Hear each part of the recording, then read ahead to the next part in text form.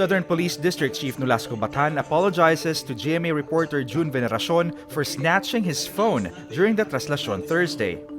I would like to apologize for what happened at Ayala Bridge during the procession of the Black Passerine 2020, wherein I confiscated the cellular phone of a media personality who was later on identified as Mr. June Veneracion of GMA7.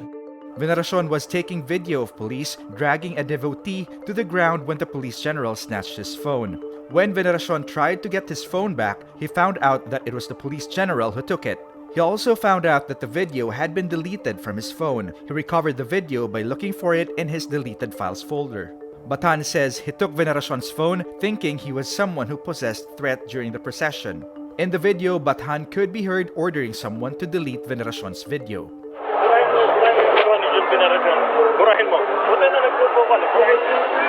When asked about this recording of him ordering a cop to delete the video, Batan repeatedly says, "I don't know."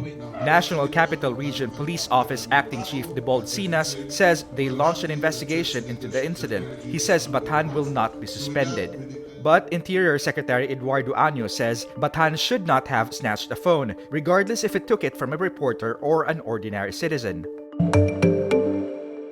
American lawmakers call on the Duterte administration to end human rights abuses seen under its landmark anti-illegal drug campaign. In a joint statement, U.S. Senators Edward Markey of Massachusetts, Marco Rubio of Florida, Dick Durbin of Illinois, Marsha Blackburn of Tennessee, and Chris Coons of Delaware expressed concern over eroding democratic freedoms in the Philippines. Markey, who authored the resolution, says the U.S. Senate's passage of Senate Resolution 142 made it clear that the Duterte government must end its human rights abuses. Markey says, quote, "While we remain a steadfast ally of the Philippines, we also remain resolute in defending human rights and the rule of law." Coons, meanwhile, says the U.S. Senate's passage of the resolution displayed U.S. commitment to promote human rights and accountability in all parts of the world. In a unanimous vote, the U.S. Senate adopts Senate Resolution 142, which invokes the Global Magnitsky Act. The Global Magnitsky Act gives the U.S. executive branch the power to impose sanctions on human rights violators anywhere in the world. In the case of the Philippines, sanctions were invoked against government officials and security forces responsible for extrajudicial killings and Senator Laila de Lima's imprisonment. The same resolution also denounced the harassment, arrest, and unjustified judicial proceedings against media, particularly Rappler and its CEO Maria Ressa. President Rodrigo Duterte calls it an intrusion on Philippine affairs and has since banned Markey, Durbin, and U.S. Senator Patrick Leahy from entering the Philippines. A court in Surigao del Norte issues a warrant of arrest for singer Yeng Constantino for a cyber libel complaint filed against her in 2019. Bail is set at 30,000 pesos. A copy of the order is posted on the official Facebook page of Surigao del Norte Representative Bingo Matugas, along with a screenshot of a report from entertainment website PEP.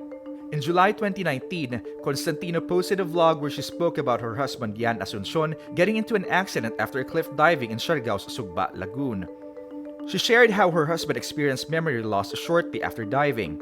Constantino then criticized one of the doctors from the Siargao Hospital for not showing urgency in attending to Asuncion. Constantino repeatedly mentioned the doctor's name, Esterlina Tan, and flashed a photo of her in the video. After the video was released, Constantino came under fire on social media, with people online accusing her of doctor shaming. Constantino apologized, and the vlog has since been taken down. Actress Liza Soberano and writer Mark Angos share their thoughts on ABS-CBN's franchise renewal, which the House of Representatives is set to take up in the next few weeks. Soberano says, quote, "I believe that he's understanding and he knows a lot of people will be affected. I am sure he has a generous and understanding heart. So, I hope he wakes up one morning and thinks about it again and for his heart to be open to all small employees who need work." Angos, for his part, says, "Our bosses are assuring us whatever happens, we're all family here in ABS-CBN and we will be taken care of." Duterte has threatened to block the passage of a law that would grant ABS-CBN a congressional franchise. Back in 2017, he accused the network of swindling him because they allegedly did not air his political advertisements during the 2016 presidential elections. In December 2019, he reiterated his threat. ABS-CBN's current franchise is set to expire on March 30, 2020. Famous wax collection Madame Tussauds moves the wax figures of Prince Harry and Meghan Markle away from the rest of the royal family at the London Museum. This comes after the couple announced that they will step back as senior members of the royal family and spend more time in North America. Madame Tussauds announces the news in a cryptic tweet saying, "We've just got to respect their wishes," followed by a shrugging emoji and a Megxit hashtag.